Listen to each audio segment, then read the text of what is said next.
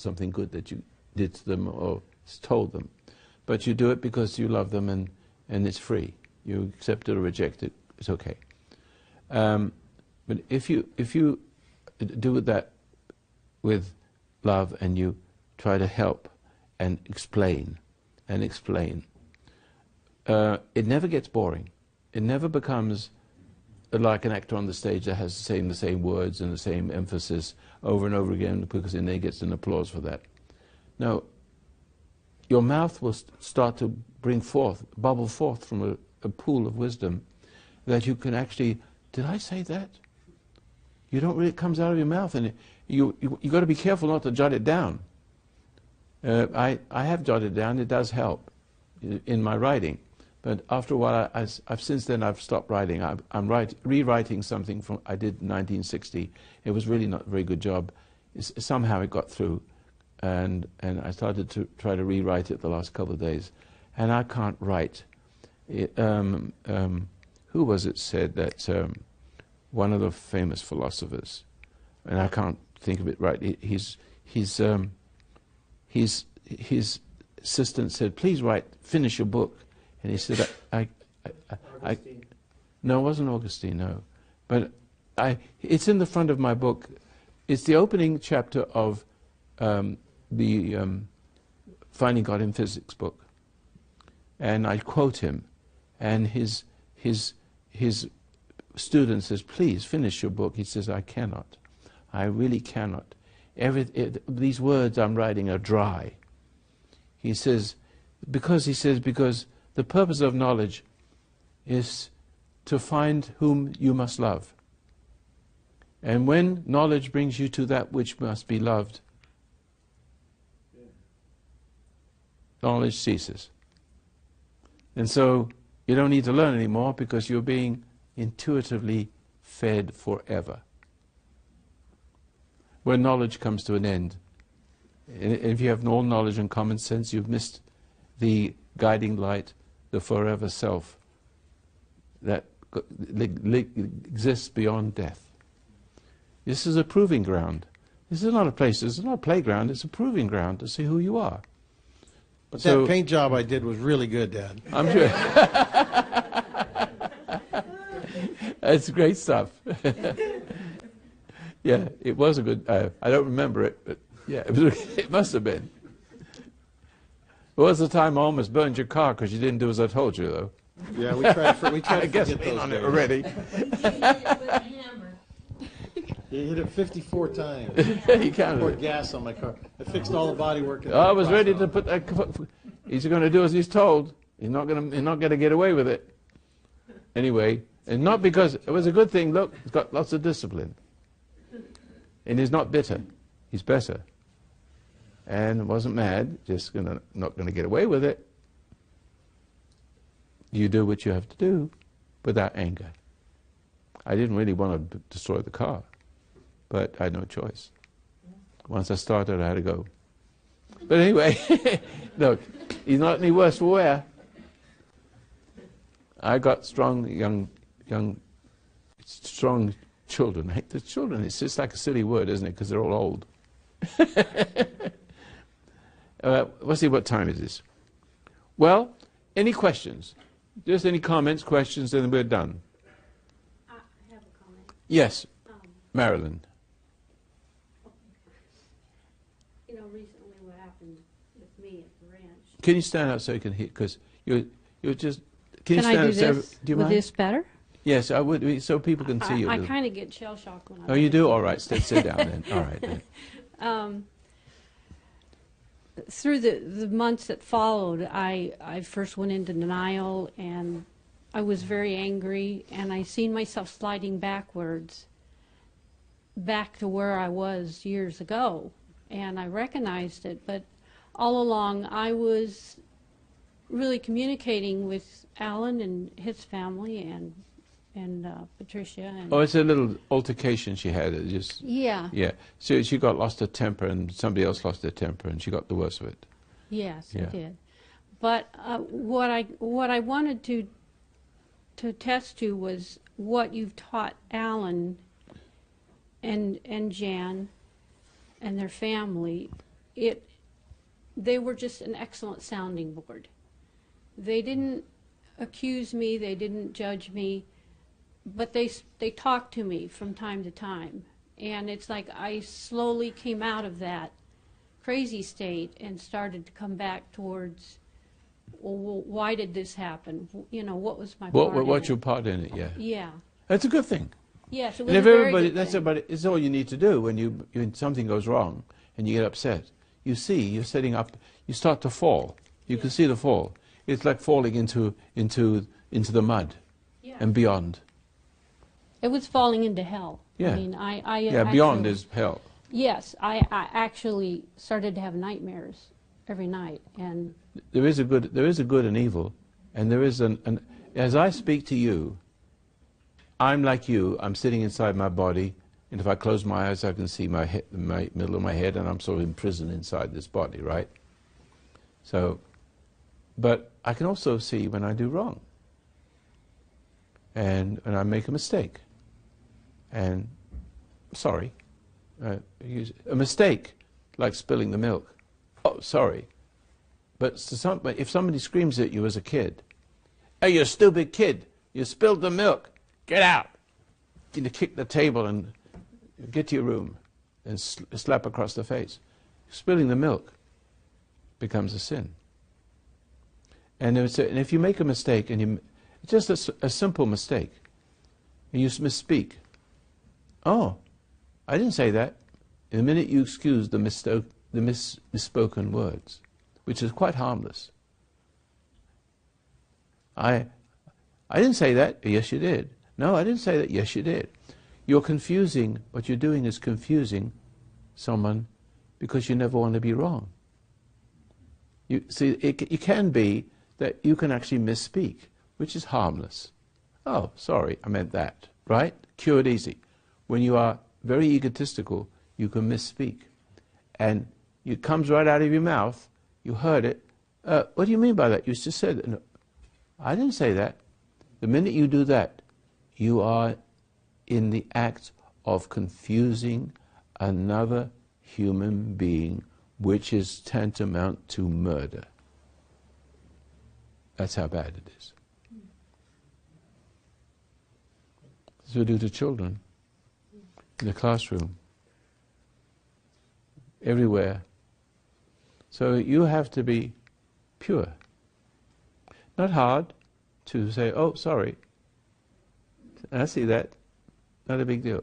you know, I could see in my situation the things that transpired that day were very similar to things that happened to me early in my childhood. And I think the biggest thing that I learned from this was that I'm not free from that. I still carry that around in me. What is it? Could you tell me what that is? Well, the way that the attack transpired was I was attacked from behind. I had a stepmother that would attack me from behind. She would come up behind me and Violate you? and beat me up from behind. Wow. And it was just very similar, a lot of the things. But as a child, I never spoke up. This time I spoke up, but not out of love. Out of anger. Out of anger. Yeah. And anger at you. Yeah. And I'm really sorry that I got angry at you, because that was where it all went let me tell you wrong. the story of this. It's a good thing. You've never spoken up to me, right? And so, but because you fear me, you don't want to bother with me. You bother me. You say, "I don't want to bother." You know, I say that often. You say, And it's but a people lie. who fear me always put off saying what they need to say Yes. because they couldn't. But then, when everything's calm, you will say it. But it's 2 weeks late. And it isn't any use to me when you need to say something to me. Exactly. You know, so you used to do that, and you'd always say things in the wrong time when it's no useful. You know, weeks later. Oh, there's a man breaking into your house the other day. It was 6 months ago. Like, gee, thanks. So when you said, "I don't want to do this anymore," but you know, you got a little irritable. Well, it wasn't that I never did not want to do the job. I couldn't No, deal with. I couldn't deal with I know that. the other stuff that was I know. going on. It was getting stressful. Yeah. And so I don't want to do this anymore. I said, she said, I don't want to do this anymore. So I said, well, you let me know, change your mind. So I'd hired the other person. I waited a few weeks to see if I didn't hear anything. I just figured I had to have someone to replace you. And so that person wasn't a very good person. She got fired about a couple of weeks later. See, but the thing is, she wasn't fit for it. You were fit for it. You did a good job. But because you did not, it backfired on you because you never came to tell me, I've changed my mind. I want to do this. See, see. So, Well, so then then came the altercation and the frustration because I hired somebody and you didn't think you were. Well, this is the thing that really I would like to address this because I don't have, and I know I've always had a bad memory, and I wonder if I don't do things and don't remember things that I No, that's say. not it. That wasn't it. That wasn't that moment. That's not. You've always done a good job. You've just a very good job. It's the delay in which you say things which happened in that moment to cause me to hire someone when you really hadn't wanted to. I remember what See, that moment was. Yeah, I that remember is. what that moment was Yeah. now. Yeah. So, yes, sir. Could you embellish just a little bit on what you were saying just a minute ago about that being paramount to murder? That It's a murder of the soul. When the whole idea of the world is basically, thou shalt not be aware. Thou shalt not be thine own person. And so, because what makes you your own person is your spirit in its relationship to God, your individuality, not your out-individuality. And so the focus of all corruption is the spirit, your value, your morality, your akin nature to God. That what you were born with, and that was stolen from you, can be retrieved, because it could be said that you've never done anything wrong all your life, but the spirit that passes from generation to generation, it is a generational thing, paradise lost. Through one man, sin, and death through sin spreads through the human race. We do it to each other. Do unto others as you would have them do unto you. But we hear that, we don't understand the meaning, it's just noise. What we really do is to do unto others what was done unto us, and we can't stop it. And the only way you can stop it is to be a servant, a slave of the bully. There's only two roles you can play, and either one will kill you. There is no choice. There is no way out. Only the truth will make you free concerning those two things. And what brings you to those two things? The realization that it's true. That somehow you've got to be still and objective to your thoughts. And what is still is not the brain. It's the soul, quietly, disconnected from the brain, looking at it, and the soul then becomes a lens that shines on the foolishness. And the thoughts parade in front of you. You can see which ones are wrong. Oh, I see that's wrong. But somehow when you see it then, it dissolves. It dissolves in the light. Yes. Does that answer your question? Good. I've been one of those conformists. Sorry. That's all right. And then I just quit work altogether because I'm afraid to go out and even look for work. And one of those that attacked me was a director of nurses at a facility and called me up and gave me hell, and I didn't even know what I'd done. I just went in and applied. You could be attacked. Listen, you could be attacked because you're innocent.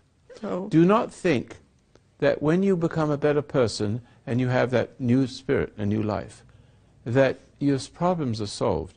No, you're now become a problem resolver. So that is the whole thing. You shine your light and you move through the world, and the world no longer moves through you, because the problem is the world moves through you.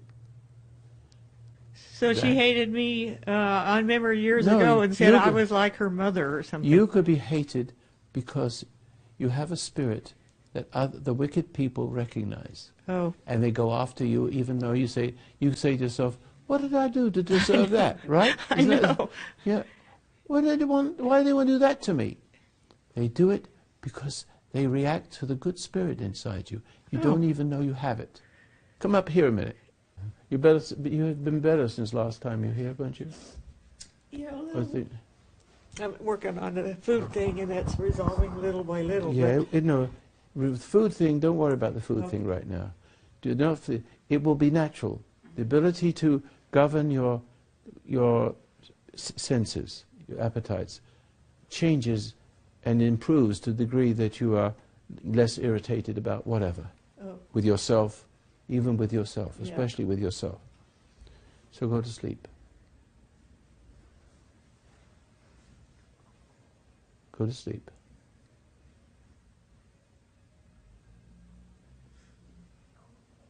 Go to sleep deep. Breathe deep. Breathe deep.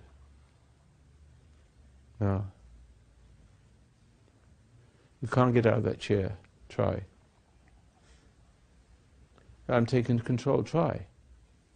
No, heavy.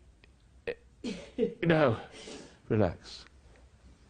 See. Do you understand? I took control of your mind just then. You're still you're fully awake, aren't you? You're not asleep, are you? Not really. But you're in a state that other people can get to you, right? Let this be the last time that anyone ever got to you. Not even me. I don't want control over you. I want the control. Now, whatever you know is right in your heart. Whatever you know is right in your heart, you belong to that. You understand that? Do you hear me? Do you hear that I have an authority more than all the people people that hurt you? Why shouldn't I? Why shouldn't I have all the authority? Why couldn't I give you back? That's what you want anyway, isn't it? yeah. Okay. If there's anything inside you, let it come out now. Anything that disagrees with me, come forth. I don't like you. I know you don't. Yeah, go away now. Go away! Okay, go away. Now try it. Now, are you there? No. You don't dare. Don't dare. Something's moving. Okay. Look at it. Look at it. I want you to look at it. Look at yourself. Look at that noise that came out of you, that grimace. That's the hate thing. But that isn't you. That isn't you. See, don't worry. That's not you. Okay. It's going to die. Good. It's going to die. Just look at it and know it isn't you. And the knowing that it isn't you, you're no longer responsible for anything you've done wrong in your life. It's called forgiveness, right? Because it's been acting through you, and it made you think it was you, and you've been a very responsible person. You try to change yourself, and you can't. See that? So don't struggle anymore. Okay, wake up. Okay, feel better now? Yeah.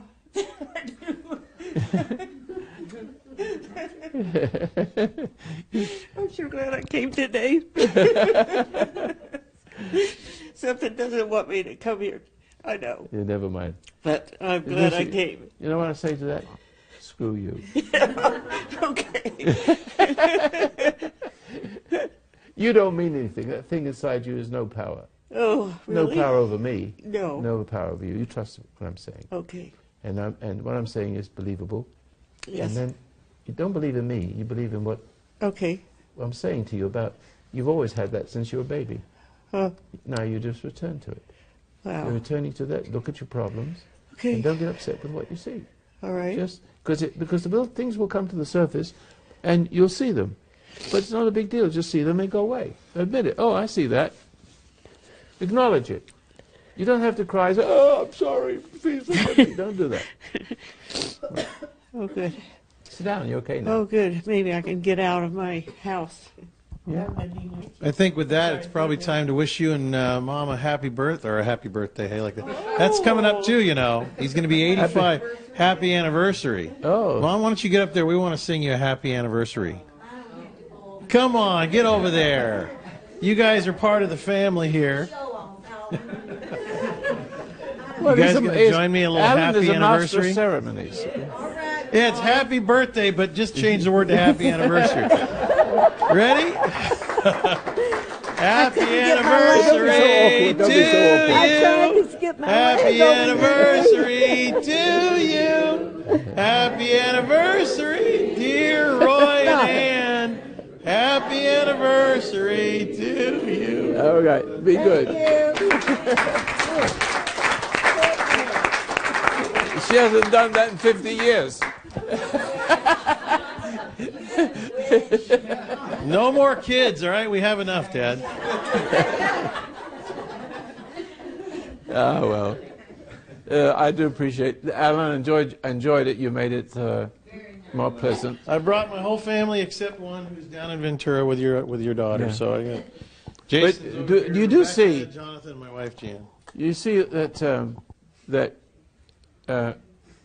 that my family here, good-natured, and they grow by that intuitiveness. They all have varying degrees of it. It takes a while, because it's a family and we have arguments with each other and stuff like that. But still, families simply can grow out of what they were born to be by the usual interchange of arguments and how you deal with the difficulties. So marriage is a problem of resolving problems, not creating bigger ones. But if one's a conformist and one's a rebel, or both conformists, then you have a house where nobody dares to speak the truth. And then, or if you have one conformist and one rebel, then you've got a slave and a bully. Or you've got two bullies fighting each other, but nothing resolves. One of you, whether it's the woman or the man, the woman has power in a good way if she can not project on her husband what her father did to her mother and her. The tendency for a woman is to unconsciously feel guilty about hating the failing father, unconsciously but feeling the resentment towards the father and projecting it towards the husband, because she can say to herself, I forgive my father, but she projects it onto the husband and unconsciously sets him up to fail. That's the difficulty a man has. So it's a double whammy for a man in that sense. So there's a tendency for that, and I need for you ladies to understand that men have a very difficult time because they don't understand they are born subject to the woman. And the purpose of the good father is to separate both children. The women have the authority over the children up to a certain point. And she needs to let the good father take that discipline over and not be the disciplinarian. And the only way she can be the disciplinarian is to show fidelity to her husband, respect to her husband, who should be respectable. See? And that's the divine order. When she's respectable to a respectable husband, it's like it's a pleasure to serve. If I would have a pleasure to serve Ronald Reagan, I wouldn't feel belittled. Service. Jesus says, the greatest of you is the servant of all. So therefore, I'm a servant of God, and my wife is a servant of me. And once that order is established, the children will love the mother who loves the father who loves the Creator, right? So therefore, when I have to tell you what one of my grandchildren said. When he was a little boy, it was Luke. He was about 5 years old. I said, who's the boss of the house? Dad. He wasn't at that time, but still, he got the right order. He is now, because he's learned a lot. But at that time, Dad. And then if Dad is not there, who's in charge? Mom. Well, if Mom's not there, who's in charge then? Me, because you've got a little sister. And as if you're not there, who's in charge? Alexandra. And if Alexandra isn't there, who's in charge? You said the goldfish. You got the idea. Yeah, the goldfish is in charge of himself. Thank you very much for coming.